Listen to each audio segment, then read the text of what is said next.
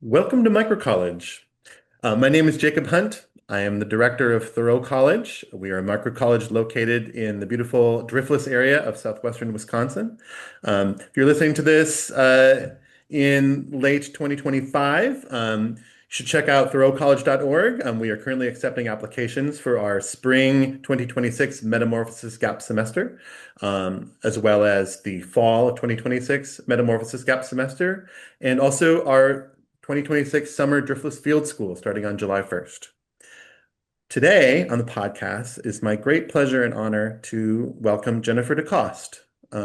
Jennifer is a person I've been wanting to talk to on the podcast for a long time. I've admired her work and her energy from afar. And this summer, I had a great pleasure to meet with her in person in Denmark at the International Folkemøde for Educators, folk school gathering with people from all over the world.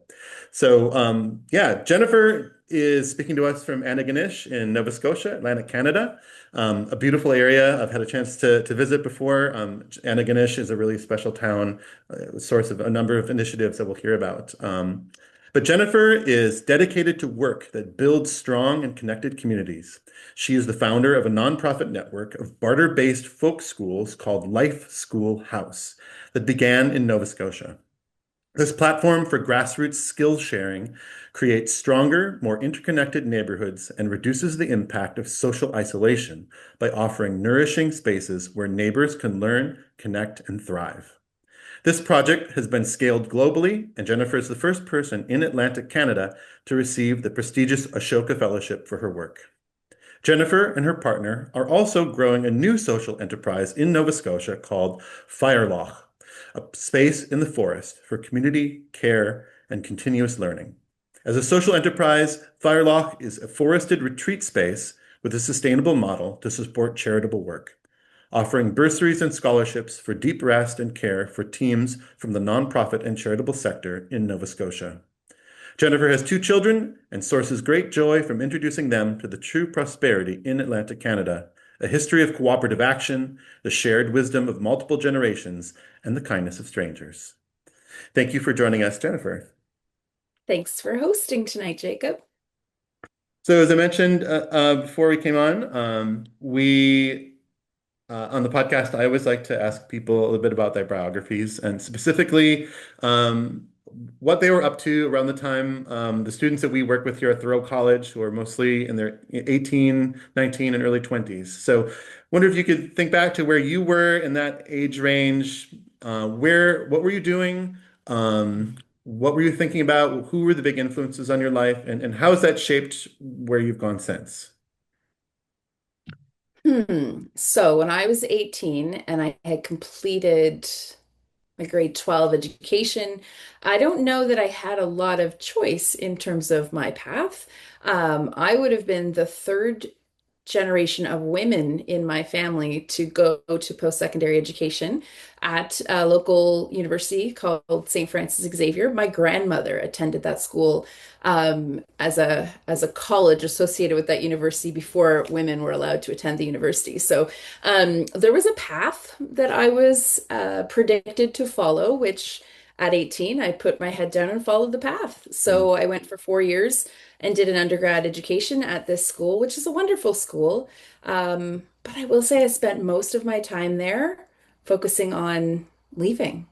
Like I spent an awful lot of time thinking about what was next. Worked very hard to try and convince them to let me do my 4-year degree in three, and ended up moving midway through my education in that third year because I had already secured full-time employment on the other side of the country and just transferred credits back. I was so eager to start. I didn't even know what starting looked like, but I did feel like staying in that one place, learning in a particular way was not the ideal match for me, and I was eager to get out into the world. So that was my 18 to 21. So you mentioned a strong family tradition of doing this, and what did your family think about that path? Or did you get a lot of pushback? A lot of it, was that hard? Um, I think they're used to me. I'm a conundrum to my parents. I've been a source of great confusion, I think, for a really long time because like they were both my mother was a teacher, my father worked for government. They lived that very boomer generation stereotype themselves, without asking a lot of questions, without they certainly did not lead with a lot of curiosity in their early years. They were following a path. So to come across, I think, a child who acknowledged the path and then like sidestepped the path and found other ways around it, um, it caused a lot of confusion. I wouldn't say I ever lost support, but Mhm. definitely lots of are you sure? And yeah, that Mhm. was okay with me. Yeah. So as I mentioned, I think the place there where you started out and where you returned to is it's a particular place. I think it's a place that I've had the chance to visit because actually my own sister went to St. Francis Xavier and played hockey there, women's hockey, and it's a place with a strong character, I would say. So this is rural northern Nova Scotia, not too far from Cape Breton Island. Could you just give us a little picture of the place there, because that is important for folk schools and some of the things that we're talking about. It is, yeah. And I don't think as a child I knew how significant that was. Um, but I think a lot of people who come to that university are meeting for the first time a real sense of interconnectedness. The campus community is very distinct from the town that kind of wraps around it. It's insular. It's old ivy covered buildings that are all centrally located. Both housing and classes take place in quite a small footprint within quite a small town. I think the population of the town doubles when school starts. So the university is a very vibrant part of the town, and also like it keeps to itself a little bit. You can have a very distinct of the town experience when you're at St. FX. So a lot of people come to the university so that they know that they're in classes that are quite small. They know that their professors are going to know their names. They know that the alumni network is incredibly strong. I've tapped into it all over the world. It is kind of part of the offering is a sense of community. But I think because I had grown up in a family that was already so interwoven with the university, I already had a touch point with that and didn't need more of it. My grandmother's kitchen table was a microcosm of that kind of community, that debate, that people coming in and coming out all of the time. Tea always on the stove. You never really knew who was going to be there when you walked in the door. So having grown up that way, I guess maybe I didn't need it as much as perhaps others who were seeking that out. And yeah, that probably influenced my connection with this town. But the other thing that St. FX is well known for is that it's the home of the Cody Institute. And so in context of folk education internationally, about 130 years ago, and remaining true, our region of Canada is very much a resource dependent region. It's never been affluent. It's kind of like the poor cousin, I would say. And the resources that we're quite dependent on, of course, are fishing and mining. So coal mining in particular, a very dirty kind of way to make a living. And 100 some odd years ago, 130, 150 in that range, coal mining was non non-optional for a lot of families in this region. They would leave family farms as mortgages were called in. It was extremely difficult to maintain a family farm, especially when you had a lot of children. It's a very Catholic region of the world, very Irish, very Scottish, and so big families unable to maintain farms. Lots of children leaving home would have ended up in these coal mines. The coal mining towns would have been built by the owners of those mines. They owned your house, they owned the school, they owned the church, they owned the shop where you bought all of your supplies. And very quickly, multi-generational poverty set in, and it meant that a lot of people were restricted from being able to kind of break free of that yoke. And yet, well over 100 years ago, 120 some odd years ago, there was a rogue priest by the name of Moses Cody, and Jimmy Tompkins was a large contributing um, member of the clergy as well. They had this idea that kitchen table learning was going to be the thing that changed the entire region. Like if we could come together and learn together, remember even beyond learning, like remember how to plant potatoes, for instance. If we could learn how to plant a potato and harvest a potato, that those potatoes that you could raise for your own family would mean that you are not beholden to the store to go buy the potato. So that might save you a penny this year, it might save you 2 pennies next year. One of the ideas that these two individuals were able to bring back to our region by way of going out into the world and tapping into some of the social movements that were happening in Denmark at the time was the idea of cooperative banking. So if you saved a penny with your potatoes and I saved a penny with my potatoes, very quickly, two pennies coming together would have greater impact. And so this region was able to pull itself out of that cyclical poverty, not quickly, not easily, but together. And it came through the fundamentals, like learning how to engage politically by learning at a kitchen table, learning how to plant, successful harvesting techniques at a kitchen table. A lot of those, that foundational kitchen table learning became what's now known as the International Coady Institute, which remains a significant institution on the campus of St. FX University. So it really did, the cooperative banking movement in North America actually started at this in this tiny little place on Cape Breton Island in Inverness County. And there's many people who would know that story and could tell it better than I can. But it really was a big part of the story of this place and this town and its kind of global contribution from a teeny tiny place. Yeah, it's an inspiring story. And yeah, the Cody Institute is how I ever first heard about Antigonish and St. Francis Xavier as well.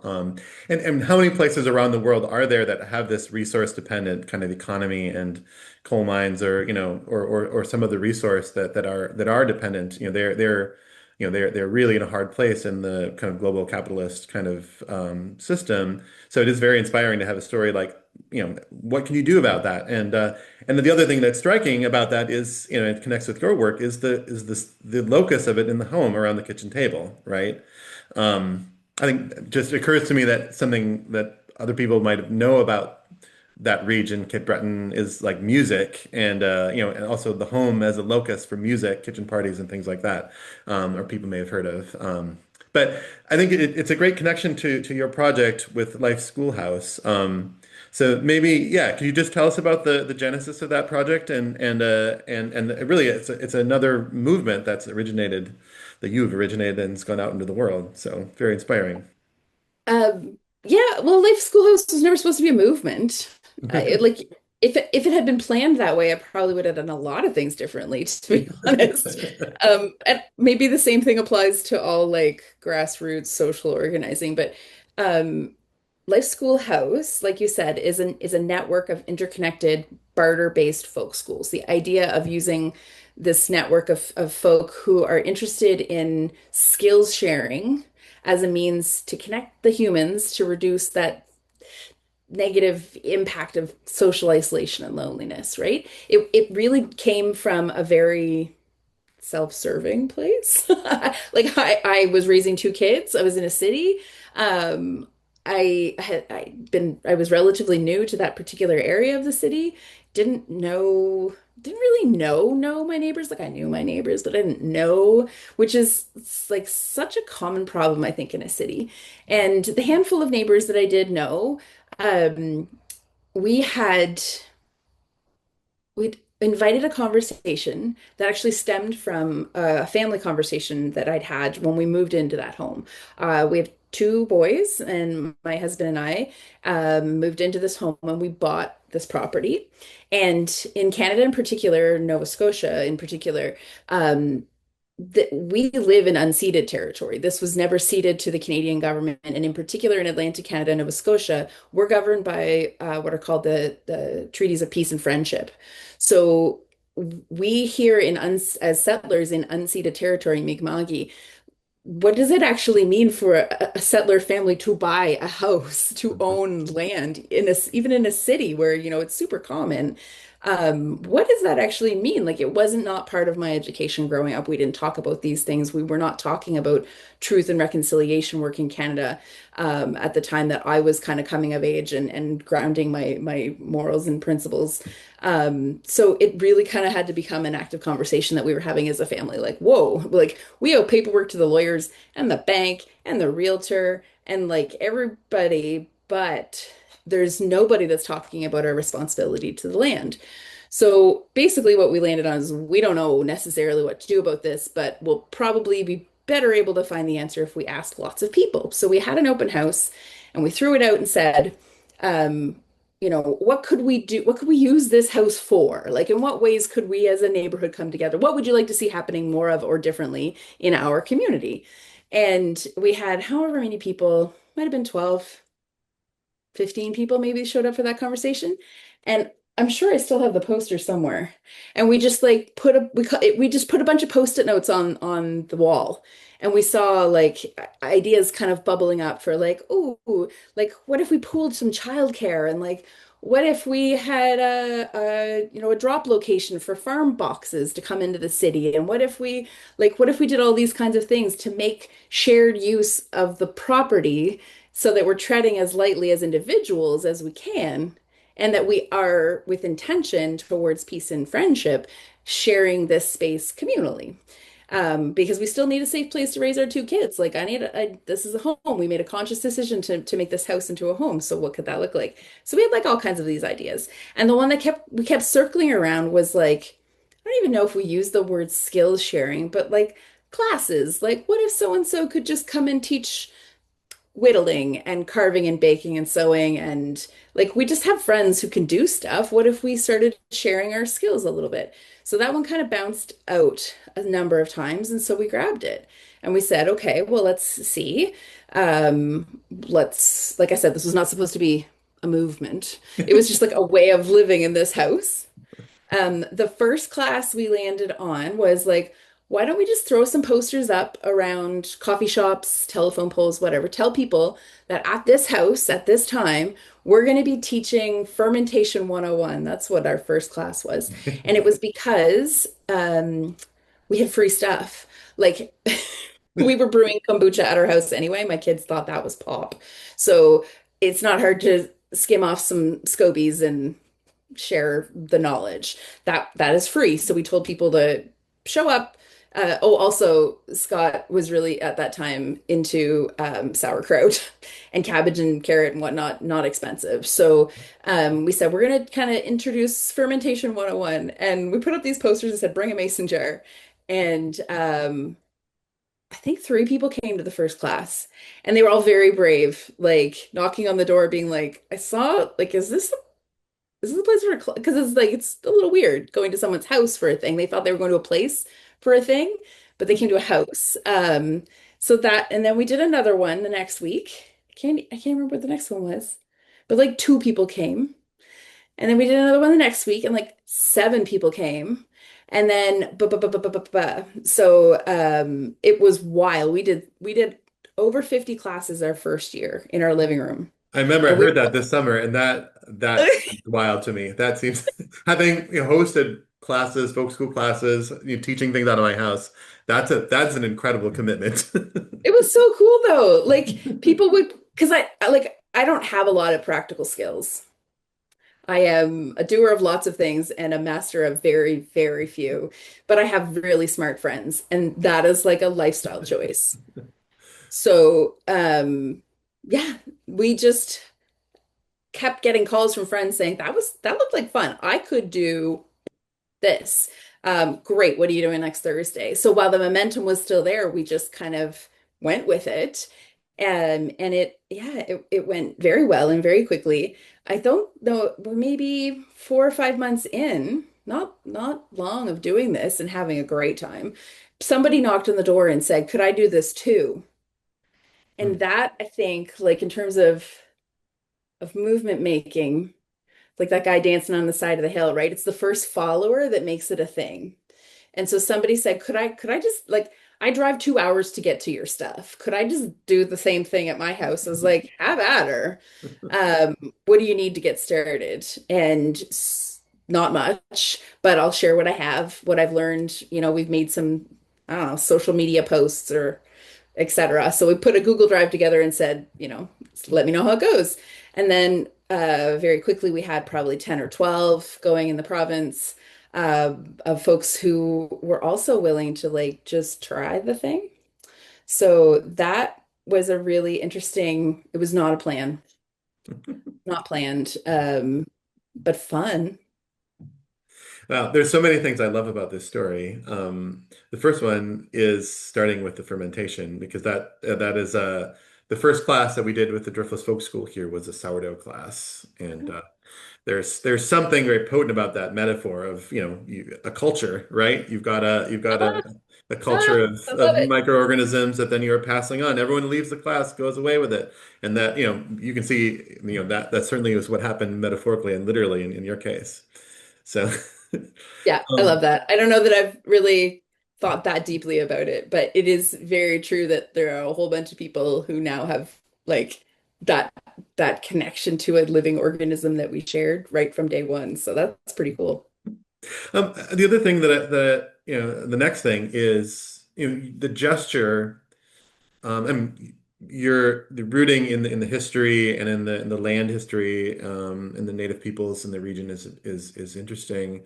That gesture to open a space, say, what should we do here with this house? I think a lot of people, borrow money from the bank and buy a house, but very few people open up that sort of space. And I wonder, just behind that, what allowed you to do that, or what gave you the idea that that was that you should do that? Uh, There is something in this region that begets cooperative action. Yeah, evidently. Yeah, like I think it's in the soil. So and also like with a nod to my ancestry, I think like the epigenetics of that made it possible for me in a way that maybe it wouldn't have been like the first instinct of people, but it's like it was it's in my blood and in the soil, so it's kind of like you of course you did that thing. Yeah. My grandfather actually started the first radio station in Atlantic Canada, and he called it the University of the Air because the intention at the time was to use this super cool, brand new, fancy schmancy technology of radio Mhm. to get knowledge out to the people. Um, and to make it entertaining, to make it a part of like being in their living room. He had like this character that he played almost when radio was a whole other way of connecting, right? Um, so like I think it runs in the blood, it runs in the soil. Um, and I mean, as does racism run pretty deep. White supremacy is like a part of a lot of the systems that we operate in. So I will absolutely name that there's also like white guilt around ownership and like and not knowing. There's a lot of things that I don't know about my own privilege of being able to access resources to do this kind of thing. And then since I don't know what I don't know, like the guilt around like how do I learn more about this has come up a number of times. And it's always for me come back to like ask the people, ask my neighbors, ask as like invite in the learning, invite in the unknowing. Like it's, I don't know, maybe it's a part of mothering too. Mhm. Like, how do I raise humans That's a big now? question. Right? That's a Yeah. big, like, I don't feel prepared. I did not feel prepared to do that from the moment they were like, here's the baby, see you later. I'm like, it's been a constant kind of figuring it out as you go thing. So maybe it's also that. Like knowing that I know how to do this, I should use that as a resource to figure out all these other questions that I have about how to live respectfully and how to live in right relationship with the land and with the people that I care about. And yeah, it's ongoing questions, I think.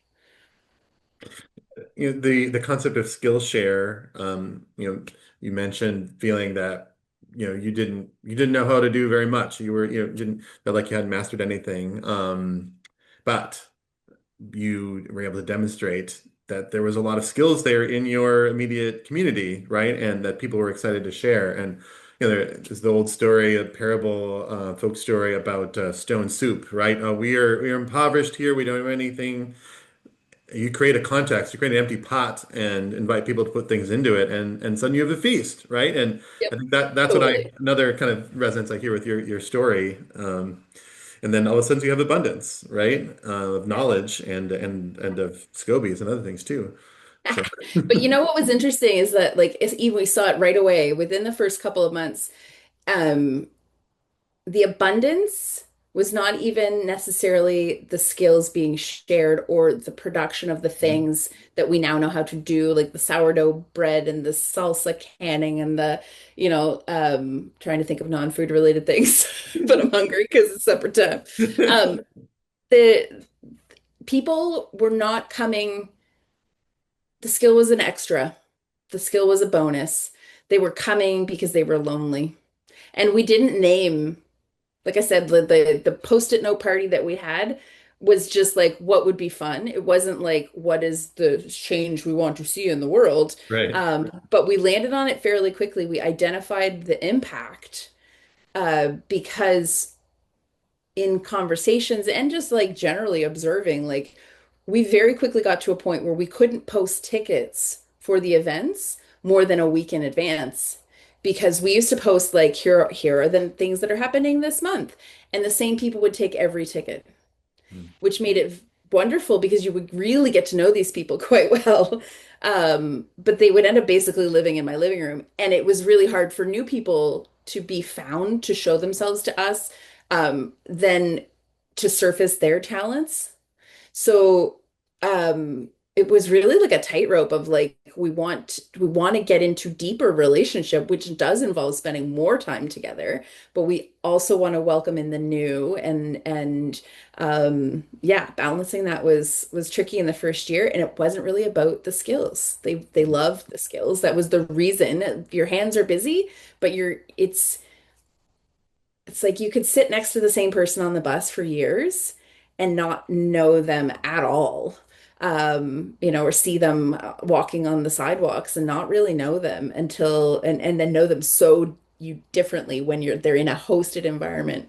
And that's a different differentiating factor too. So the life school host really depends quite heavily on a hosted environment. So it's not right, just the class, right? There's always two people involved. There's the teacher and there's the host, and they're not the same. They don't play the same role. The host is there to ensure that the connection is being met, where so that the facilitator can just focus on sharing the skill. The host is there to be like welcoming, putting a cup of tea in your hands, come in, I'm glad you're here. Do you know so and so? And then watching as you go, like, is there a look of confusion? Maybe you can ask the question if it looks like they won't, or inviting in, like, if there's someone that maybe is sitting in a corner or hasn't spoken recently, or like their role is really to make sure that if what we've identified that is important is that people feel connected, then we had to shift the model a little bit to emphasize that role and to support the role of the hosts more so than we needed to support the facilitators. The teachers, they were great. They were going to come in and bring a skill. It was like the skill development piece really centered around the role of the host. yeah. So that there's a couple of really just brilliant and I think also subtle things about the model that you've developed that I wanted to bring out, and that was certainly one of them, right? So you started, you were the host and you were inviting in the people with the skills. Is that right? Because I have few skills, That's but I can make tea. a skill as So we're yeah, learning, right? So that's how it started. Yeah. But it yeah, did so seem to work, so it became modeled. Yeah. yeah, that clearly is a visionary part of this that allowed it to flow because it is certainly thinking about our, the folk school we've created here, you start with talking about the skills, like the people teaching them. But I think there's awareness that the purpose of these, the folk school world in general is about building community. It's about building relationship. And if that's your goal, if that's the emphasis, then you really need to center that, right? You need You got to to shift your think about like resources. what what makes that work? What does it need to have someone do that? And how is it different from just teaching about baking bread or carving spoons or something like that? Totally. Yeah. It changes how you use your resources. It changes um the feeling, the experience. If it is well hosted, it does change the experience for the attendees. Then if you're going to, say, a public library or a paint night, or you show up at a bar with a friend and you paint a thing and you probably only talk to the person that you brought with you and then you leave. You've had a unique experience, but it has not been one of developing a sense of community. That hosting thing became really clear to us really early on that it was a key role, and those that would be successful replicating the model would be people for whom that's not that's just who they are. Like it's not something that you have to put on. So pairing a person for whom that is just like who they are as a person with a whole bunch of people with great skills and talents, that seems to be the magic that allows for different pop-up folk schools to be successful in this network. Yeah. So this has become a movement, and right away you had someone coming asking if you could do it. So there's got to be, I'd imagine there are people who are more talented at this, who are called to it, whose sense of being a host is something that they feel comfortable and able to do. But you also are providing support and a template for that. Like what kind of guidance, or how do you support other people who want to do something like this in their own community or in their own home? Okay, so 2018 into 2019 was that wild first year of like, let's just do all the things. And then 2019, it showed itself as like something that had legs that other people wanted to do. And then I found like I was spending a lot of my time supporting others getting started with something. Mhm. So that's when I went out and said, this is kind of becoming a job.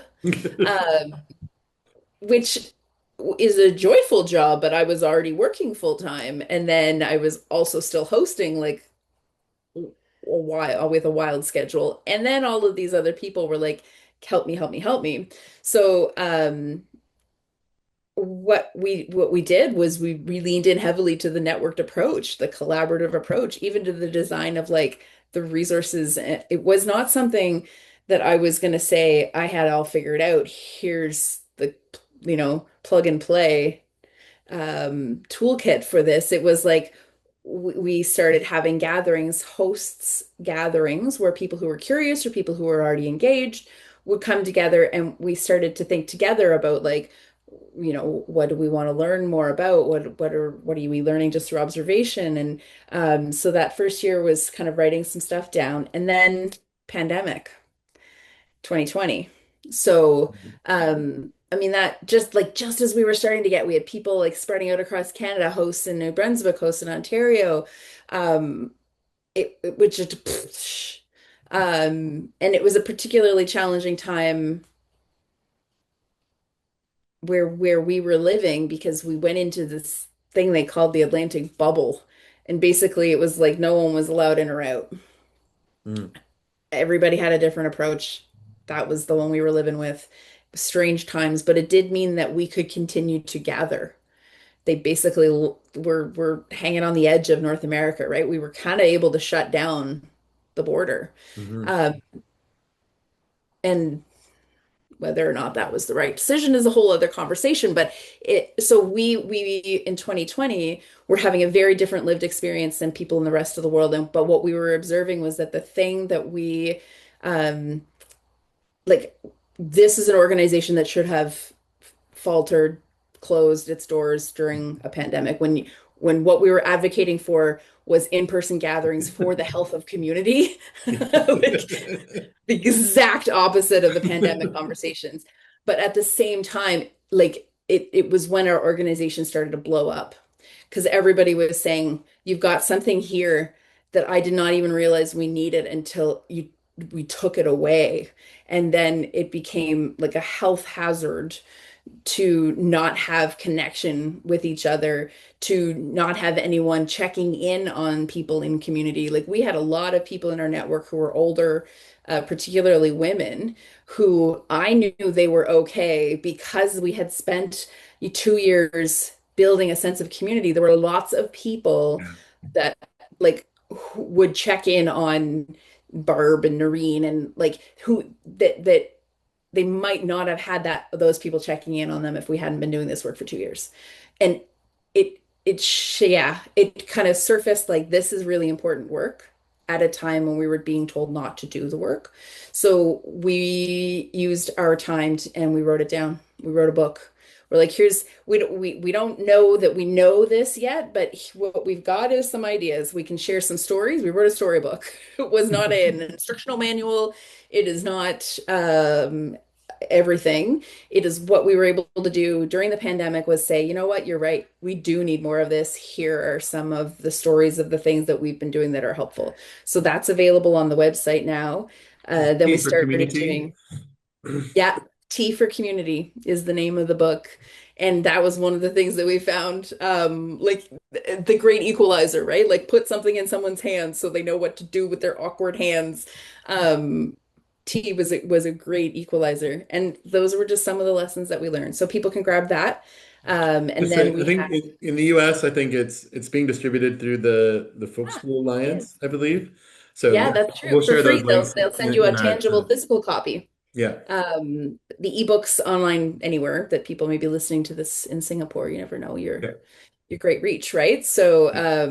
yeah, it's available online, but it is through the Folk School Alliance. The physical book can be mailed out anywhere in the United States. Yeah. Wonderful. So Yeah, yeah, so, I mean that social isolation, right, as a as a condition in our times, I think that yeah, it became obviously acute. It's been acute for a long time, but people had a name for it and started talking about it, I think, in that pandemic period for sure. yeah, yeah. But also at the same time, what I was observing was like the need for that sense of connection drew even more people to people like me. So people who were like hosting or still organizing at a time when everyone was like stressed to the max and really only like a lot of people went inside to the family. We were continuing to go outside. Um, in terms of the resources and supports, I wouldn't say we were hosting like grand, large scale gatherings or anything, but like we ran a food pantry out of our front porch for probably a year and a half. We would take in donations and put food out into the community like 8 or 9 times a day. Like it was just a really steady flow of constantly kind of refilling this pantry. We had classes where small groups of people could gather in our backyard because we had a backyard. And when we couldn't meet there, we'd meet in parks. We would meet in we started getting creative about third space during the pandemic. Like, how do we reclaim spaces, like the way that we used our home, where it exists in our communities? What else out there could become third spaces? Like, they're not our office environments, they're not our homes, but like, what else is there where we could start to gather? So that became an interesting part of the experiment that led to like new hosts because some people were like, I cannot get my head wrapped around hosting in my living room total strangers. That's a big reach for a lot of people. And so Mm. what we landed on was that you don't have to. Like any place that people can gather under a tree or can gather, with a bit of shelter enough that you can sit there for 45 minutes to an hour and share some thoughts and share some ideas, like that can be a folk school, a place where folk are gathering to educate and to connect and to share and to think together. And so that was the gift, I'd say, of the pandemic. That in time, we had some time to write some stuff down. And yeah, but the call to move and scale the work was pretty heavy at that moment because I mean, even with the Ashoka Fellowship that you'd mentioned earlier, Ashoka is an organization that really encourages the scaling of social movements, and they identify scale very much with more of a vertical model. So, like expanding up and bigger organizations. So, like we took on some staff, and we were doing projects down in the States and in Mexico. And like it was just, and my kids weren't in school for like 2 years. They were just like at my kitchen table staring at me while I was trying to get this organization up and running. It was very complicated. And I didn't have the language for it at the time, but I burnt out. Mhm. And I was noticing people around me who were doing this kind of community care work were also really, really struggling. And So that was the 2021 realization was like, oh no, we've built this beautiful model and we're telling people that you should just do this. But we hadn't equipped it with some of the skills around like boundaries. Like, don't be a Gen, 50 in a year. That's it. That was, I mean, that was fun for me. I'm not suggesting that that would be fun for you. And also, it was in a different world and a different time. It feels like 2018 to 2025, like different planets. So, yeah, we have added over time some like a mental health toolkit, these resources that can go along with event organizing and community development that now exist in a shared Google Drive, and people who join into the network and want to try experimenting with skills sharing, barter-based kind of classes. We encourage them to tap into like think about all of the things and how you can create some balance for yourself and when to say yes and when to say no. And so that's been a new layer that got added only through discovery of need, personal experience with like, oops, did that wrong, pivot. Um, Think that causes this is action research. This is you're finding out by doing it. So I think that leads us a bit to what you're doing right now with FireLoch and the next organization. But before that, I wanted to talk the other like really um, radical, interesting, unique thing about this is it's barter based, right? So talk about the financial model or like why or or like the resource model that is behind that. Why barter and how does that actually work?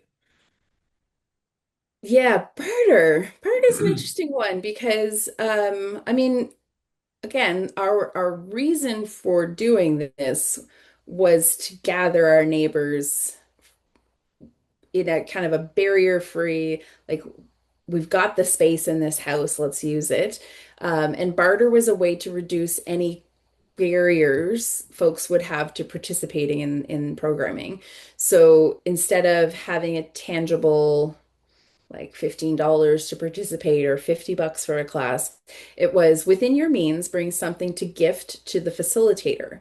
Not the host either. The gifts went to the facilitator who organized the class and were sharing their skill because a lot of the skill development, like to be good, I've taken a sourdough baking class 12 times. The only thing that I've learned is that I now have lots of friends who can make bread for me. Yeah. So like it is something that takes like to be able to get to a point where you know something well enough to share it with somebody else, that needs to be honored. And like a monetary exchange it serves lots of purposes. One of the things that it does not do well is to connect the humans, right? But if when I'm thinking I want to come to this class to bring to source, to think through what would this person consider to be valuable? Like what have I grown in my garden? What have I put some time into canning? What have I sewn or carved or sourced out in community and fixed? You know, what are the things that I can put my hands on that demonstrate my humanity sees their humanity? And now we're in a reciprocal, like equal exchange. That was the goal of bartering. Um, and to feel like so many of our facilitators that first year, like going reading back through some of the feedback forms that we had collected, they're just like, this is better than Christmas. Because you get like such heartfelt like exchanges were happening in community. It was really quite lovely. It continues always to be really lovely. Um, but again, one of those things not incredibly well thought through at the time, but then became a really big part of what we were doing, like what we learned about the human exchange and the connection. Like I can look around this room and probably find 30 things that were either made or given to me. Um, those are the things that I keep. There's the soul of the person is in the things. Um, so a lot of people have made cookies for my kids over the years, right? Or like whatever it happens to be. So like that's very different than $10 to come to a class. It's led to lots of conversations, though, in community around fairness. And like, I don't know, because of capitalism, we don't have conversations about fairness. This is what I decide this is worth, and that is what it is. And yeah, so it was interesting to be witness to a lot of conversations or even just watching people process like fare. Because sometimes if you have nothing, like no one has nothing to give. There's always, a poem that you can write or your yeah, recipe you can share that you loved, or, and if that's a big thing for you to give, that has value. And people do remember it that way in this type of a community. So it's been an honor to watch that thought process because there's not a lot of spaces in the world where you actually have to think that through right now. So barter, Barter. part of Yeah, the so I mean, experiment. there's a continuum of gift, barter, like payment, right? Those relationships are, I think, are not well articulated in much of our culture. They're. It also is really challenging to sustain an organization on barter. Hmm. So, like in those early days, if we wanted to do something as an organization, it costs us $5 to run this organization for well over a year because it takes $5 to open a bank account. And we had to have a bank account in order to qualify for a nonprofit status. So we put $5 in the bank account and then we did nothing, no fundraising, no nothing, like for at least a year and a half. There was never any money exchanged. Um, and if we wanted to do a class on canning, we put out a note to the Facebook group. I remember I woke up one morning, there's 200 mason jars in our driveway. Like years we were still given, it must have been, maybe there was 400. I don't remember. Scott was like, what are we going to do with all these mason jars?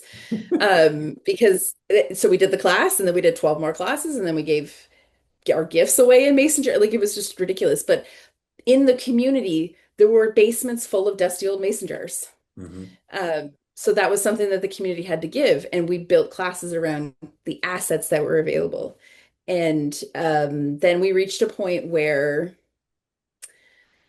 if you want to do things like, quit your job, um, and do this as a job where I was supporting the expansion, the scaling of this as a social movement, um, like the power company does not accept pickles on exchange, right? Like A poem, they right? Yeah, right.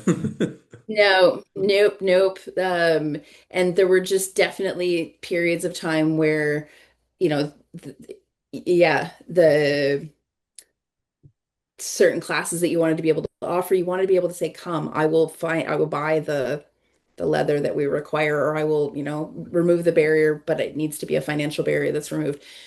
So that led to like a conversation about re-engaging differently with philanthropy. Hmm. Um, there's a that's a whole other podcast on rethinking how we engage with philanthropy, but like that's complicated for lots of reasons. Right. But for some people, even within the barter system, money is the thing they had to give. Hmm. They didn't have a lot of time, or they didn't identify as particularly talented. But they're like, I want this to happen. I see what you're doing. This is good. In particular, we had one philanthropic funder who was like, you know what? I'm going to give you 3 years of a runway of funding. I need you to keep at this. Wow. And that's huge. That's huge. Like to be seen in that way Yeah. and to name that as something that is important to our community. Like we never had any government funding. We never had any, stipends or grants or for years and years. Um, but barter has its limitations because we still live in this existing system, Um, and barter will not be the next model. Like it is not a futures thinking, um, what's on the horizon. It was just kind of like a thing we could practice so that if financial systems fall around us, we'd be ready for whatever rises up. Like it's easier if you've been experimenting to take a leap to whatever's coming. But we did still need money to do things, so it became it shifted the model a little bit when we engaged. But our preference, our just distinct preference was to do it with our community, which is where philanthropy kind of came into play differently than like grant writing and yeah. begging Yeah. government for support. Yeah. Yeah. So I think, I mean, everyone can hear that. I mean, Jennifer and yeah, and people who are creating and running and holding these cultural forums are doing really real work, right? So it's great to hear that there's some financial resources to support what you're doing, and that's coming from the financial sector. I think one of the things that I hear in your story that leads into to the next thing is that there's also need for emotional, psychological, and kind of respite kind of help for a person who's spending and just putting so much of themselves into this work of building community and building and supporting these new models to develop. And so I think that leads into FireLoch. I wonder if you could now share that story and what's that about? Um, yeah. I have a series of like not making solid plans and then having things happen anyway. Because this also was definitely not a plan, but I had named for you a moment ago, like the recognition of like, wow, maybe this model itself is actually inviting people to burn themselves out in support of others. Like, I hadn't thought of that because I was so wrapped up in the joy of it. And then you had the pandemic, and you had two kids in the mix. My partner at the time was engaged in home building, and so he was considered essential resource. So he just like went out to work like everything's the same as ever. 5:30 in the morning, he'd disappear, and it was just like very intense to be like in that fear culture and like anyway, pandemic, hard times. And the constant activity and the expansion of programming and da da da. So at the end of that, like 2020 into 2021, I was really struggling, and we certainly had a lockdown that first year, and then they did it again that second winter. They pulled our kids out of school, and so like the systems of support for me as a working parent weren't there, and yet I was still being a support for others in my community. Um, yeah, definitely didn't. I didn't name this as burnout at the moment. I just had this like panic at the end of 2021, heading into 2022. I was like, oh my God, what if we do this forever? Like, if this is a cycle that will now repeat forever, like, so it was like fight or flight kicked in. Um, and we moved. We packed up our house, moved two kids, ran away. Like we did not move to a place. We left a place. And looking back on it now, I'm like, my gosh, it must have been so bad for me to think that leaving that community that we had built that was so tightly interwoven and such a big part of our life, like how bad must it have been for me to think that the only option for me was to run away from it. Hmm. Like that the dark side of the moon. And so we ended up running, landed in this place that was safe for me, right? It was like a come home to family and figure it out situation. Did not intend to stay here, but found ourselves kind of curious about what it would be like if we were to come back home, like if we were really to be here in this place. And found like only when we were ready, this land that we're on right now, it was almost as if it waited for us. Like there was so that at the time, properties in particular were turning over very, very quickly. People were buying like sight unseen. It was a very bizarre real estate market. And we were 4 months just to catch our breath and to get kids' education sorted out and whatnot after a transition. And 4 months later, it was still listed, and I was like, "There's must be something wrong with this." And we came here, and it's just stunning. So there's 60 acres of land that we have a small house on, and but the trails were cut for 60 acres, and I got a dog, and I walked and didn't talk to anybody for like 6 months. And at the end of it, I realized like this is really good medicine. This is something in alignment with life's philosophies. How do we share this forward?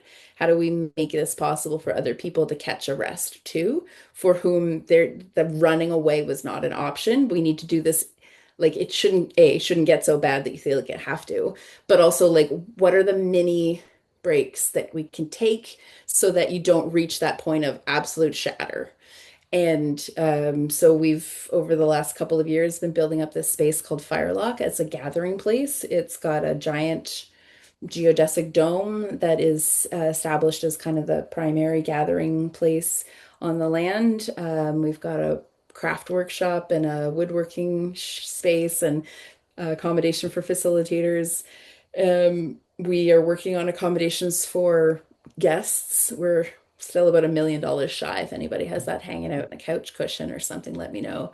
Might be a while before we get that dream to take place, but in the interim, we host events here where people can come for rest and community gatherings. We did a stone soup event a couple months ago. It was wonderful. We have a pizza oven on the property and some axe throwing in an outdoor pavilion. And so we play a lot. We Mhm. have hammocks in a pine forest, like 15 of them, where people just snooze.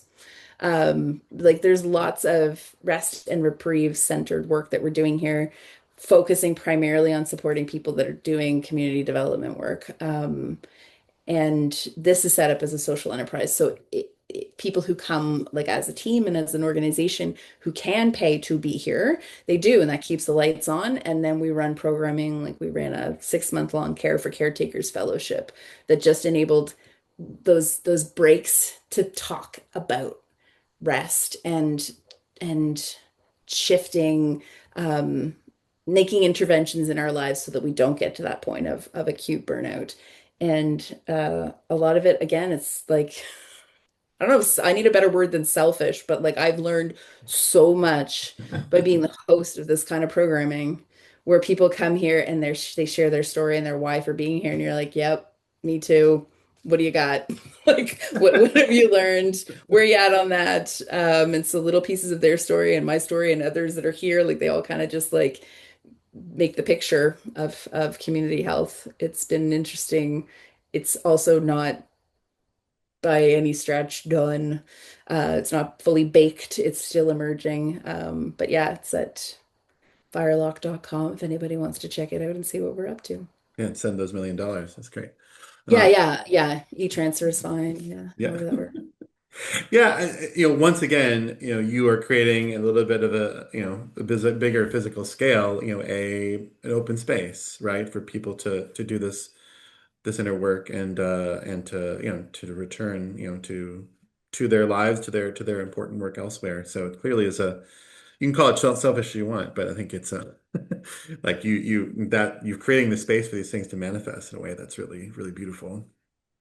But super important personally too, because this Yeah. continues to be work that I want to do in the world, and I couldn't do it how I was doing it Hmm. before the pandemic. Like I don't know that there's any going back to that. I think we have to figure out new patterns that are healthy.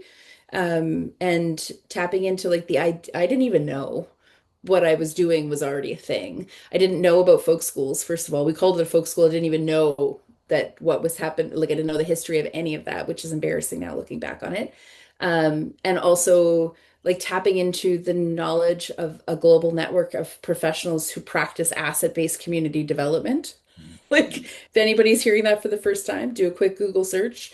But functionally, like, how do we tap into the assets, no matter how small they are? How do we tap into the assets that exist in community and use those for the benefit of developing the kinds of communities we want to live in? Like, you can do that anywhere with like nickels, pennies, right? Like the history of this shows us that it doesn't take much. And I think about like, I don't know when people are going to be listening to this, but Jane Goodall just passed. Hmm. And her final message to the world was so impactful for me. But basically, what she landed on was everybody is here for a reason. If you don't know what that reason is yet, keep trying anything because it's going to take all of us doing all kinds of little things with the gifts that we were given to build the kind of world we want to live in. And that is so, it rings out really true for me. Um, I might not be like a protest organizer, but my own form of resistance is just the way that I choose to live my life. And I think all of all of us doing those little tiny things together puts those pinpricks of light, creates quite a glow. Yeah. Beautiful. Well, I don't think there's a better way to end it than that. So thank you for the work that you do, for the model you're bringing, all those pinpoints of light that you're sharing and creating a space for there, Jennifer. And thanks for being on the Micro College podcast. Awesome. Thanks for the invite, Jacob. I look forward to hearing the rest of them too.